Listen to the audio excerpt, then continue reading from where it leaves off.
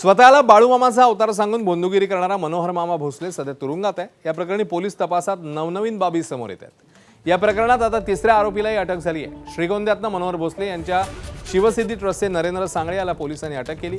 कर्जत जामखेड परिसरातही मनोहर भोसलेची 25 ते 30 एकर जमीन असू शकते अशी माहिती आहे। दरम्यान बंधू मनोहर भोसलेच्या अडचणीत वाढ झाली आहे। माढा न्यायालयाने त्याला पुन्हा 2 मे पर्यंतची पोलीस कोठडी सुनावली।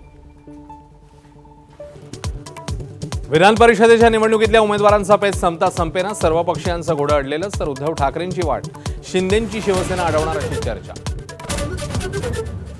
बुलढाण्यात संजय गायकवाडांविरोधात डाव्या संघटनांचं आंदोलन, पोलीस आणि आंदोलक आमने सामने। तर पुस्तकावर आक्षेप घेणाऱ्यांनी पुस्तक वाचलंय का?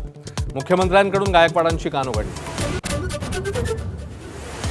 राज्यभरातल्या मुंबई टॅक्सी चालकांसाठी मराठी सक्तीच्या निर्णयाला 15 ऑगस्टपर्यंत मुदतवाढ, परिवहन मंत्र्यांची घोषणा। 15 ऑगस्टपर्यंत परवाना रद्द होणार नसल्याचंही स्पष्ट। पुण्यातल्या शरद पवारांच्या मोदीबागेतल्या निवासस्थानी पवार कुटुंब एकवटणार, स्नेहभोजनानिमित्ताने कौटुंबिक एकोप्याचं दर्शन। सुनेत्रा पवार कार्यक्रमाला उपस्थित राहणार नसल्याची माहिती। अमरावतीच्या परतवाड्याप्रमाणेच कोल्हापुरातही तरुणींचे अश्लील व्हिडिओ व्हायरल करण्याची धमकी देत ब्लॅकमेलिंग, मुलाला फासावर चढवा, आरोपीच्या पित्याने मागितली गावाची माफी। 29 आणि 30 एप्रिलसाठी विदर्भातल्या सर्व जिल्ह्यांना येलो अलर्ट जारी। ऐन उन्हाळ्यात मुंबईकरांवर पाणी कपातीची कुऱ्हाड, 15 मे पासून 10% पाणी कपातीचा विचार। एबीपी माझा, उघडा डोळे बघा नीट।